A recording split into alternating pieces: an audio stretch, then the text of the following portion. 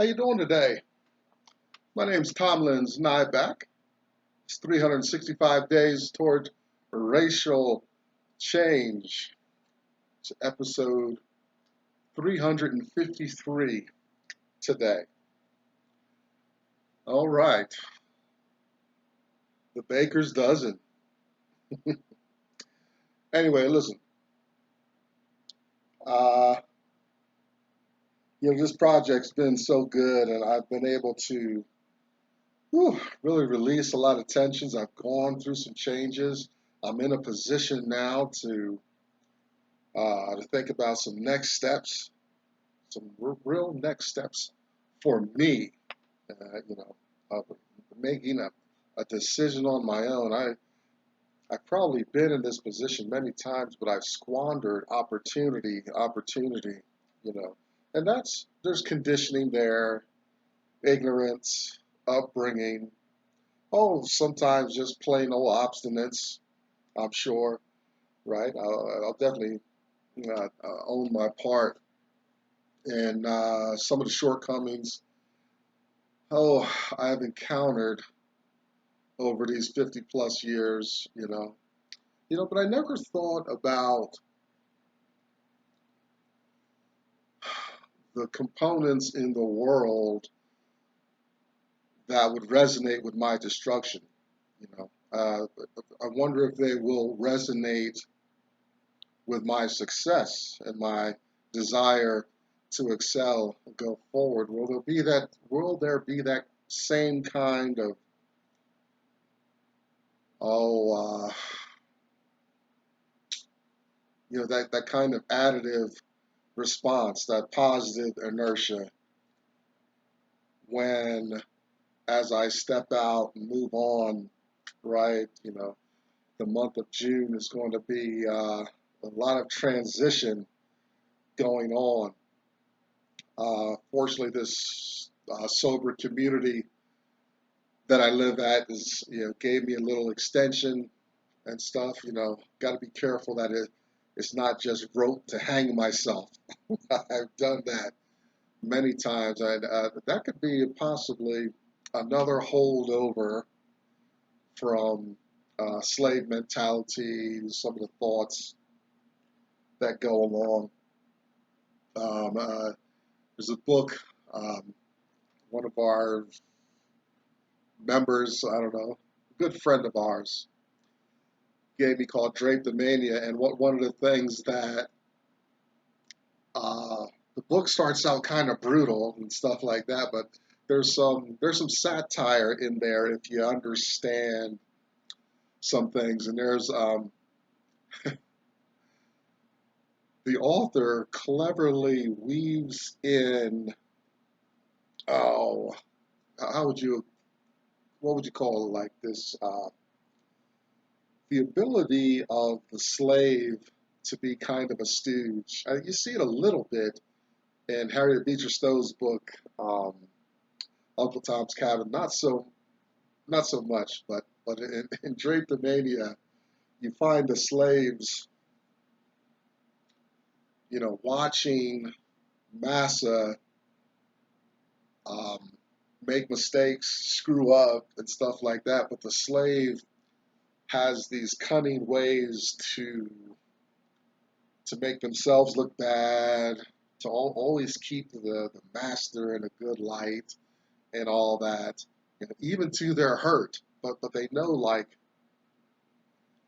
outright resistance or declaring some kind of I don't know, so it's like appearing as though they have some control in that environment is going to be much worse. So they pretend to secure um,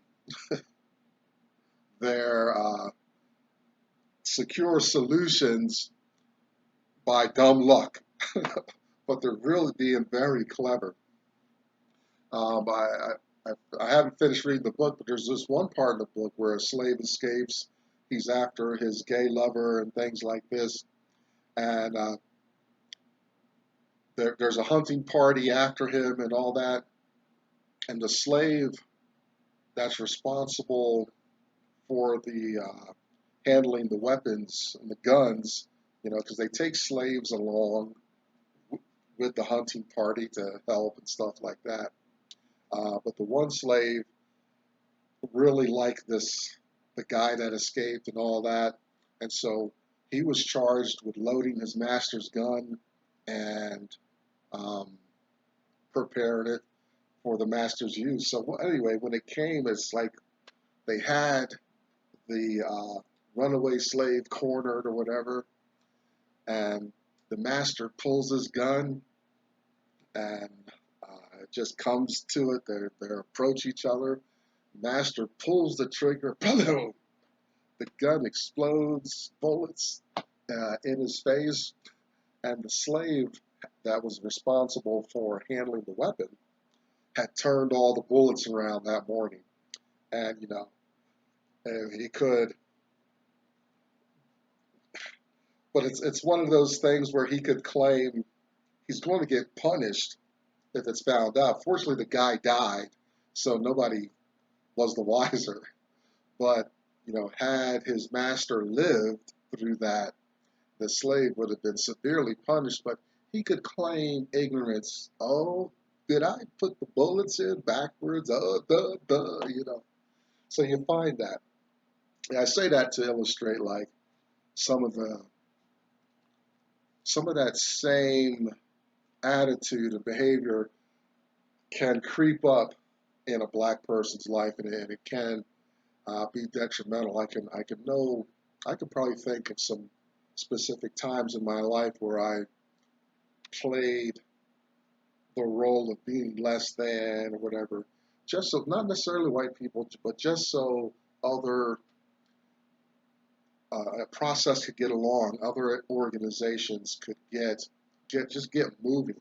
Um, I know I have my patience acting that way I think it has run out. At my last blue collar job, I did a lot of that, a lot of covering, a lot of management behind the scenes, and power doesn't recognize people doing that. Power is so ignorant. Power thinks, boy, these things are running very well here. I'm doing so great. But it doesn't recognize the people that are making it a success. And power usually, in my instance, in my experience, will lash out on me.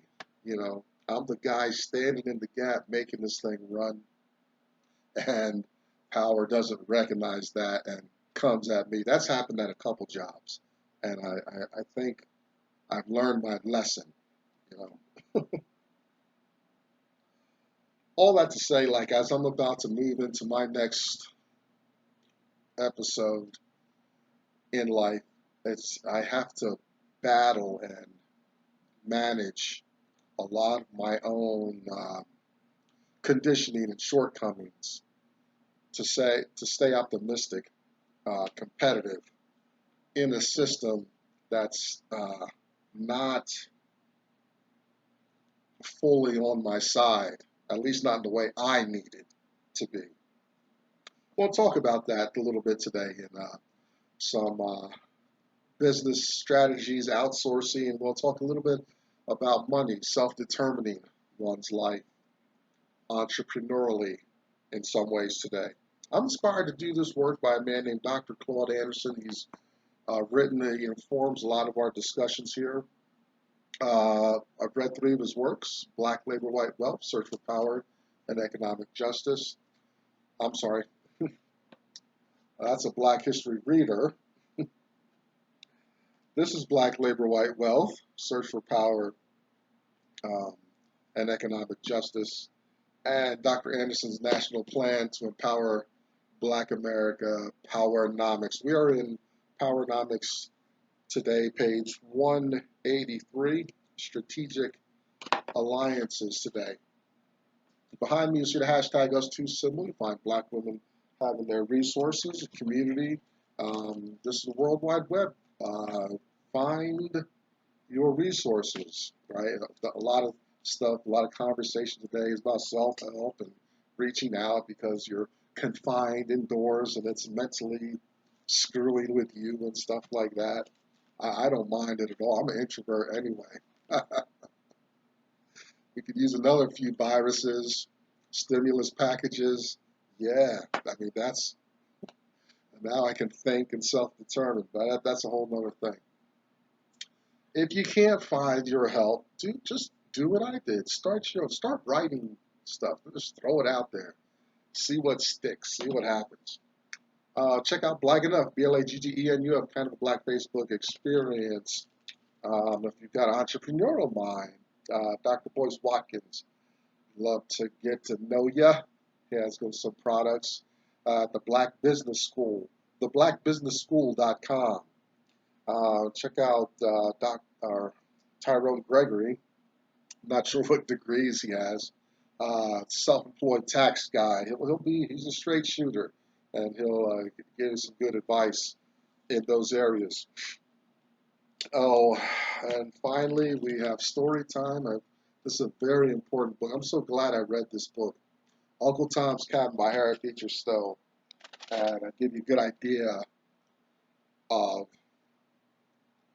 slavery in America, how it lives and breathes, and how it's a managed system today. My personal view is this country's not moved that far from slavery, right? Right. In slavery, you had whites here, blacks here, and this is year 2020. You have whites here, blacks here. So we've not gotten all that far away. In some ways, it's worse. The appearance can leave us with the illusion that things are okay in America. But I've met since I go to college, meet people from all over the world, and they're like on the outside looking in. They don't see it, but then when they get here on American shores, they see what's really going on racially in America. Today we're in PowerNomics, page 183, and that's Dr. Anderson's plans. Got a couple options for us to get and participate in America's wealth and in the mainstream. Obviously, it's not absolutely cut off. We've got plenty of examples of entertainers, especially sports people, who excel and doing well. I think I just saw in my feed, on my chess feed.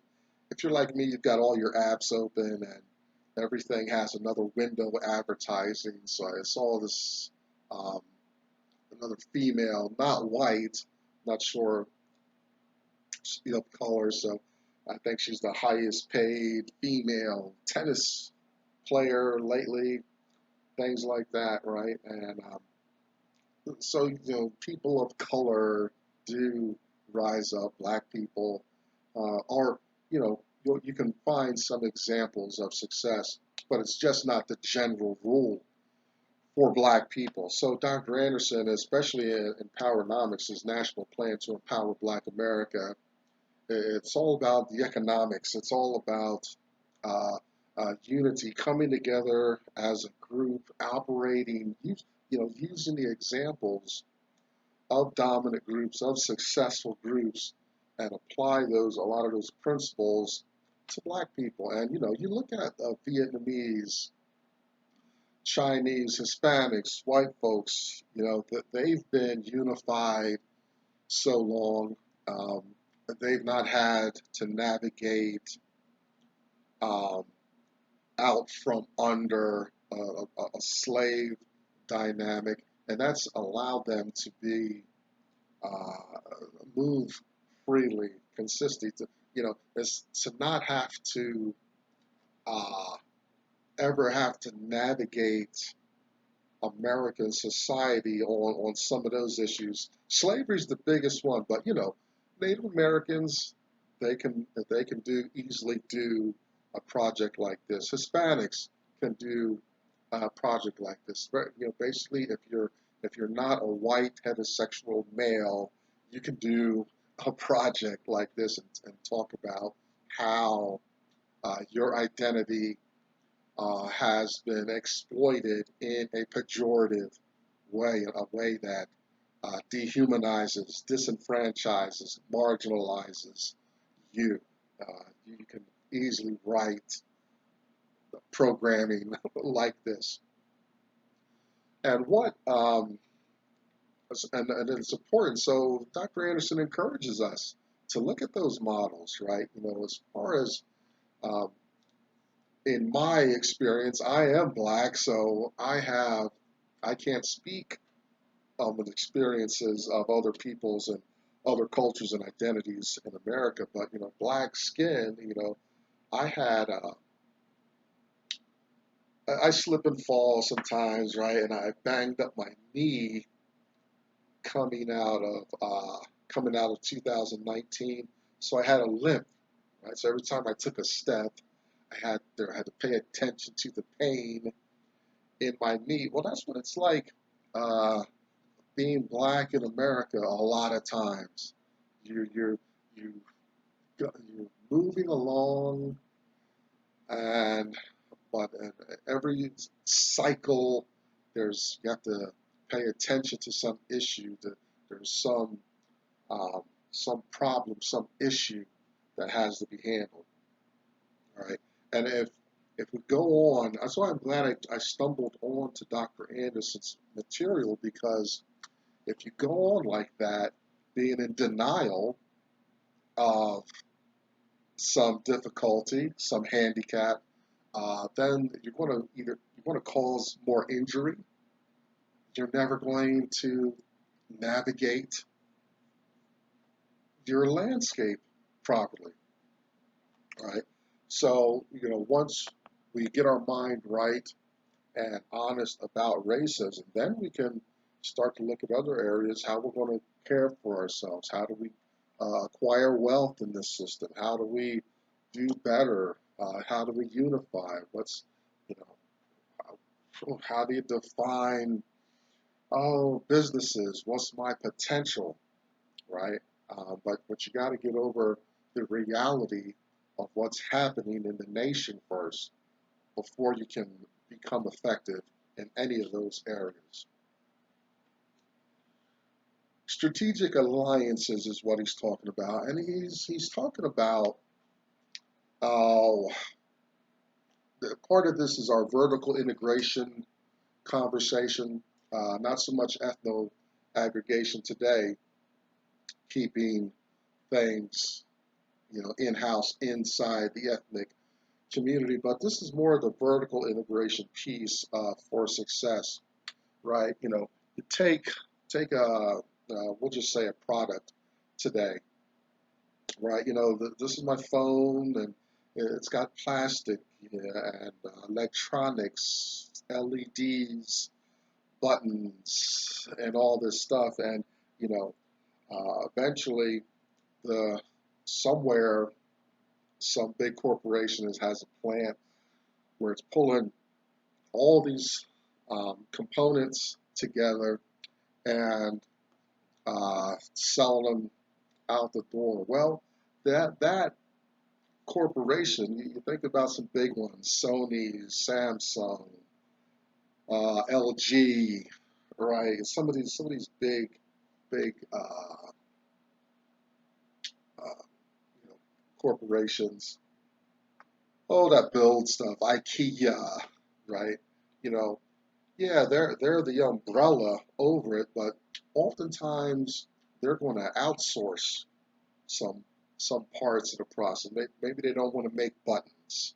I used to work at a manufacturing plant. We used to make these giant industrial valves and rings and stuff like that.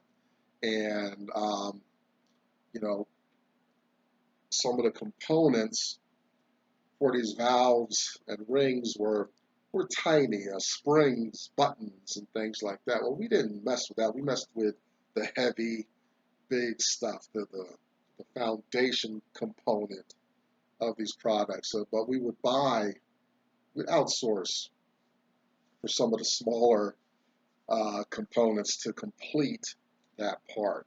And that's what Dr. Anderson is illustrating here. You know, think of a big company. Well, they don't make everything.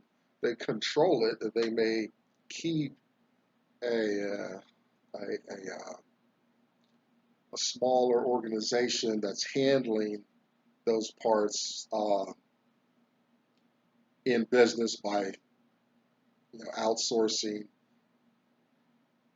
that kind of work. But you don't have to think about being involved with being in absolute control of the manufacturing, right? You know, his ideal is to I don't know, start a car manufacturing, but or maybe a train line, getting involved with something like that. Well, wouldn't that be ideal if black people suddenly had an airline or car manufacturing, right? Some big thing like that. Of course, that's the dream, that's the vision. A little bit aggressive, right? But there's other uh, opportunities within. Think about when you call the helpline for your phone to resolve a bill or something like that. It used to be bad back in the day. It's gotten a lot better. Where if your call center is in India or something like that, or not even in the States, the accent is thick and you can't understand it. That's rough, but it's gotten better. English has gotten better, so uh, it's not that it's not that challenging when you call the health center. And actually do a lot of chatting through text on our computers now, anyway, as well. But that's another idea. You be in a phone company. Well, you don't want to worry about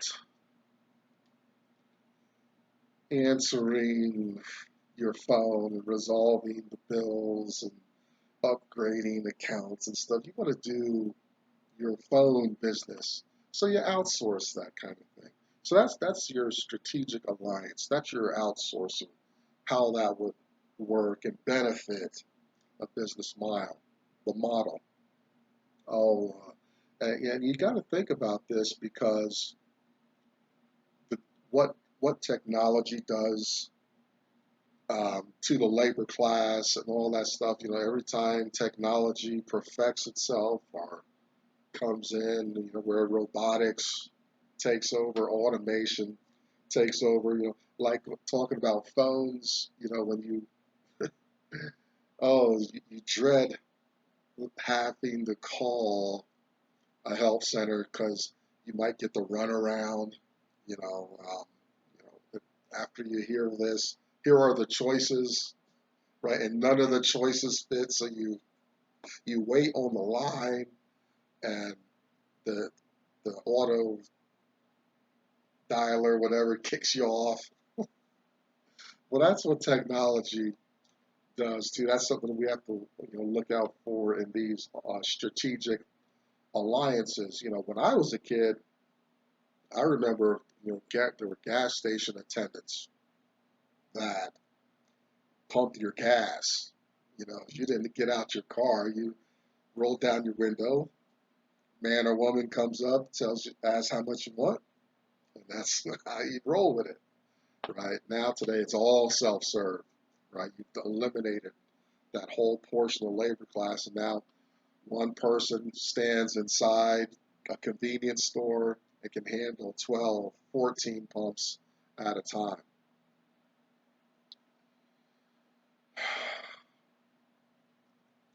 It's another opportunity and another way in which you could get grounded business-wise, and and who knows, as you grow and become successful in uh,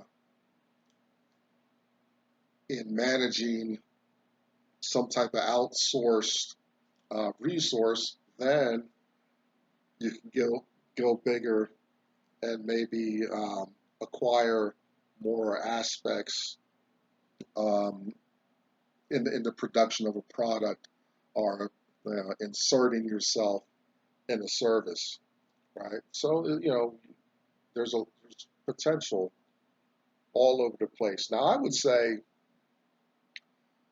because of the internet, Dr. Anderson is a great guy. Um, I would be interesting to see if he would upgrade some of his thoughts, because the internet is figuring so much more prominently.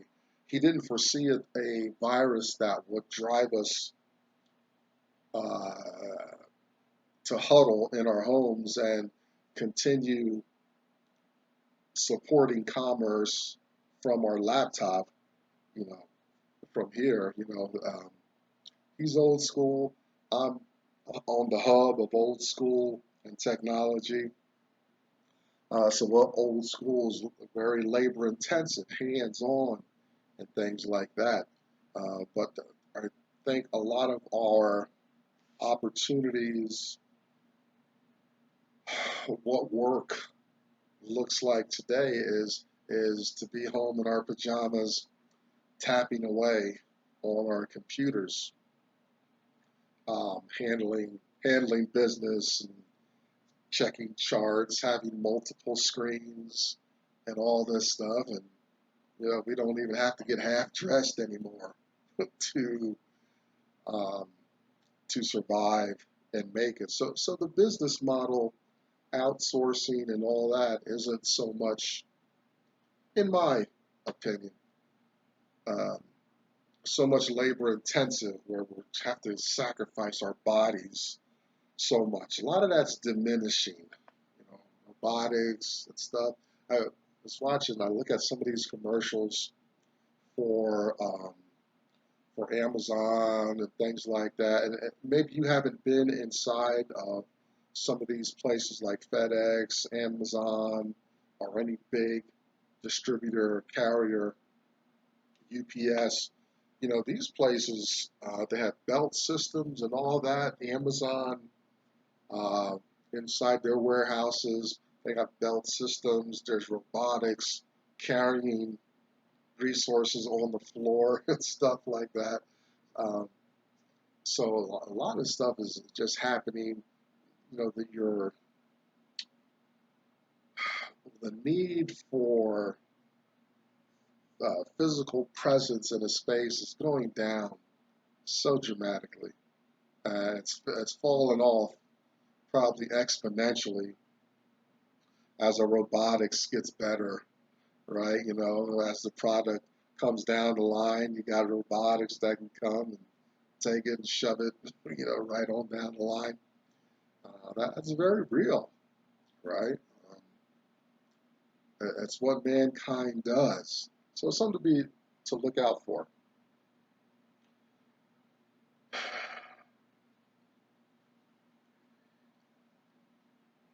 So a black person there's still opportunities to insert oneself in a business's vertical integration issue.